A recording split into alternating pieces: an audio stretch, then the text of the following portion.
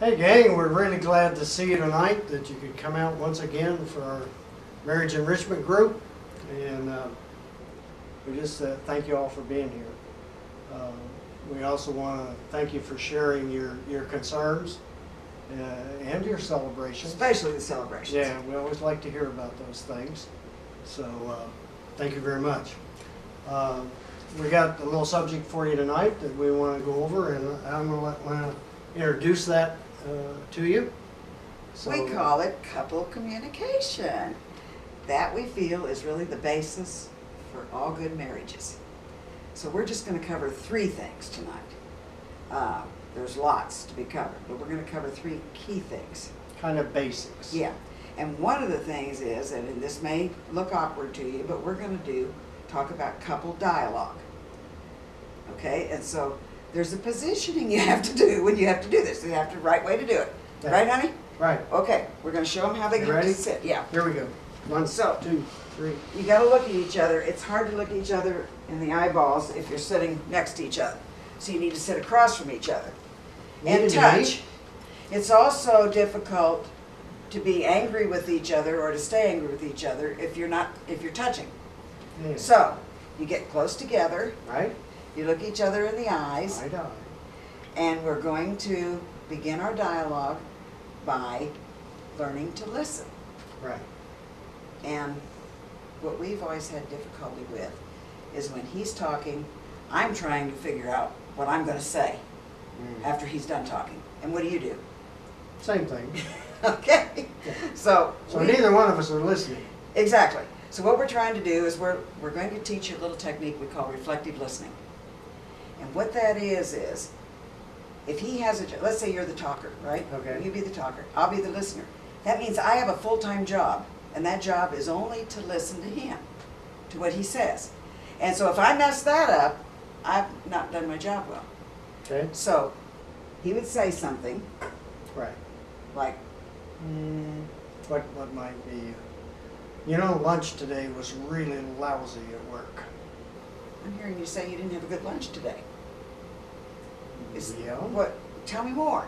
What happened? Well, the tuna fish was, it was bad. And you like tuna fish. I so did. it's- Okay, and what we would do is we continue to talk, and I would say to him, is there any more? Particularly if he's sharing a problem area or a stress area. And I would say, is this what I'm hearing you saying? Is that correct? Yeah. Did I get it right? Did I get it right? And then if he says, well, not quite, well then tell me more. Or Tell me again. Repeat it again. And when I know that I have completely heard him, then I will take the talking role, and he will have to be the listener. When we get into a conflict, this is a beautiful way to sit down and do it, because I can't fully understand him until I've fully heard him, and he can't fully understand me. Okay, and you want to talk about, You want to talk about I statements and you statements? yeah, you want to explain what we mean by that? Well, most of the time, when we converse, we happen to use, in a lot of cases, you statements. And you statements can be very accusatory, so almost attack dog oriented, if you pardon the expression. And it's like, you know, you didn't take the trash out today. Yeah, I've heard that. Yeah, but I could have said something like, you know, my feelings were really hurt today that you didn't take the garbage out. That still didn't cut it, right? Or how That about, you still in there. yeah, how about he comes home late and he's supposed to be home at 6 o'clock for dinner, and I've got this wonderful dinner crate, and he got caught at work at the last minute, but he didn't call. And so I am burning by the time he gets home. I've had So is time the to dinner. steam. And so I say, you really made me angry when you didn't even bother to call, and here you are an hour late. Well, that is coming on strong, sure to cause a conflict. But it would be better to say, honey, I really got concerned and kind of afraid when I realized that it was 45 minutes, you still weren't here. It would be really helpful to me in the future if you could just grab a minute to make a quick phone call and let me know that you're going to be late. You see the difference in the soft approach and the I approach? So those are two areas, the reflective listening and the I approach, and learning to dialogue, and we do a check-in time every day. And there's two things that are important in a check-in time.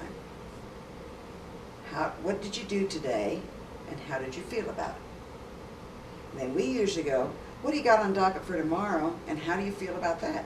And this was funny, when we first started doing this several years ago, remember what you said? I said, how'd you feel about that? And you said, fine. I feel fine. And Yeah, I said, that's my darling, favorite fine expression. is not a feeling.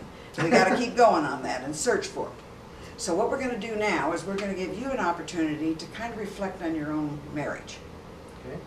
And so we're gonna do what we call the 3 things, and we just love this. 3 things that you like best about your marriage. Right, 3 things that you think could be better. right.